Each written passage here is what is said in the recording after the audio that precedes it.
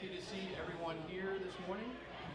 We invite you all to come into the auditorium and find your seats. We will begin our worship service at this time. We want to begin by welcoming everyone. Of course, we welcome our members. We welcome our visitors who are here. A special welcome to we have several members who are here who have moved away and have returned. So we want to welcome those people this morning.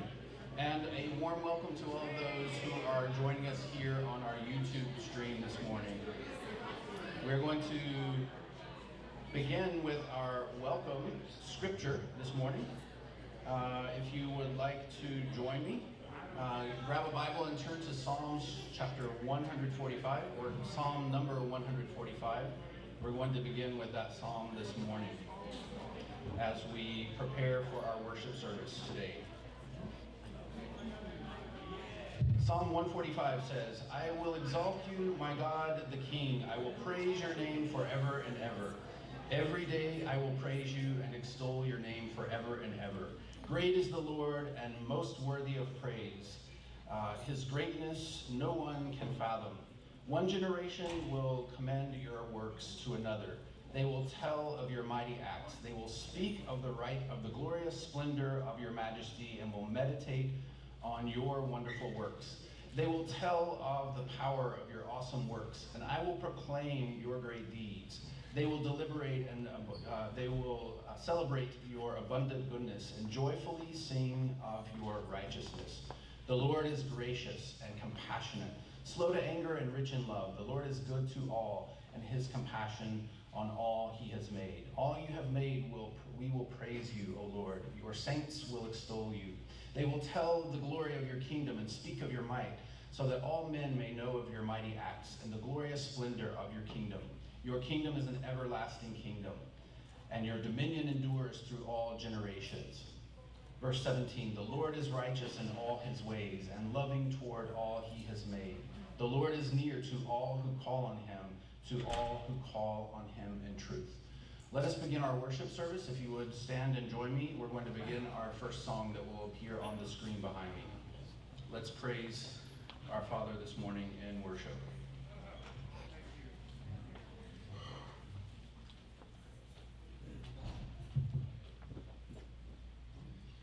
I will enter his gates with thanksgiving in my heart. I will enter his courts with praise. I will say, this is the day that the Lord has made. I will rejoice, for he has made me glad. He has made me glad. He has made me glad. I will rejoice, for he has made me glad.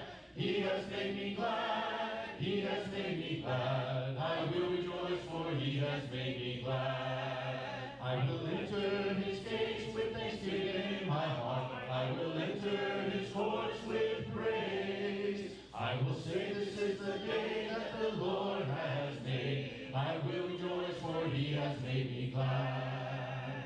He has made me glad. He has made me glad. I will rejoice, for he has made me glad. He has made me glad. He has made me glad. I will rejoice, for he has made me glad.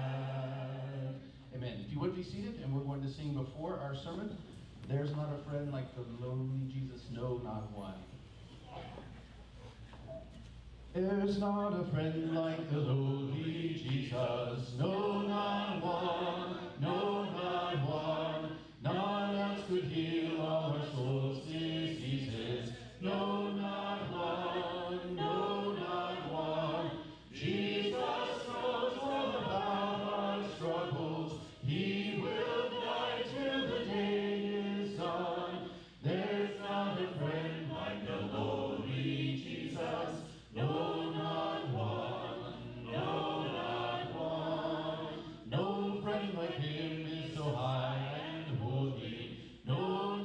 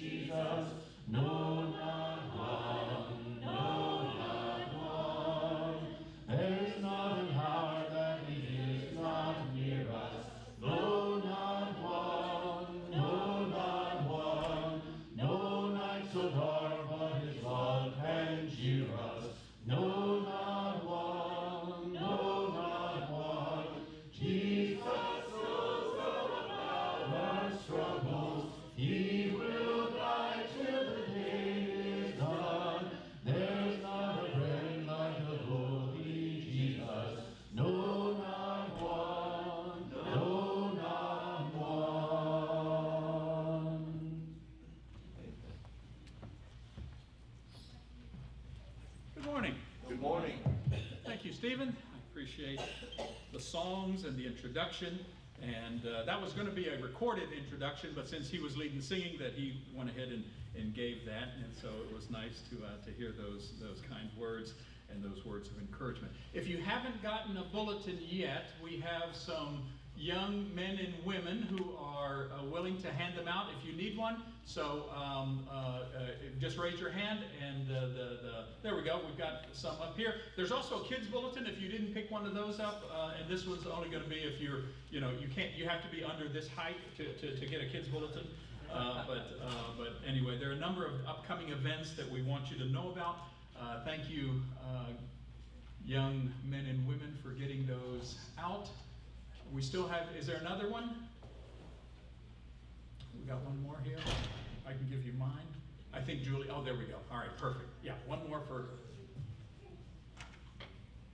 okay, we'll get it to you. If not, then there's some outside in the hall. Please remember or keep in mind that next Sunday is our back to school Sunday. The kids return this week. Many in different schools have already returned, but Miami-Dade Public Schools will return on Wednesday. Most teachers and school staff have already returned to their classes and their classrooms.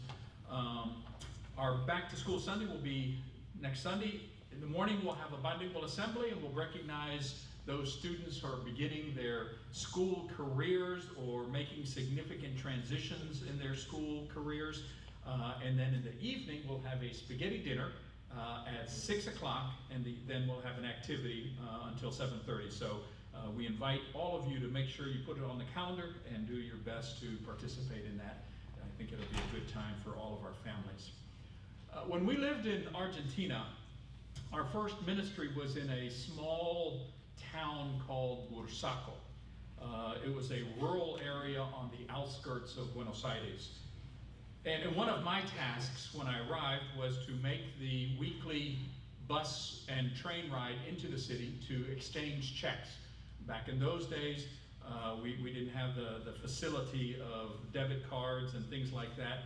And so we would take our US checks, I would take them, exchange them, and then come back with a suitcase or a briefcase with different amounts of money. Well, on one of those trips, I got robbed. Someone stole my briefcase. And so when I got to the train station, I notified the police. They put me in the back of a patrol car and we began driving around. They said, just point out the guy if you see him, and then we'll take care of it. And I said, what do you mean you'll take care of it? He says, well, no, we'll take him to some field and you won't have to worry about him again. And this was in the late 70s.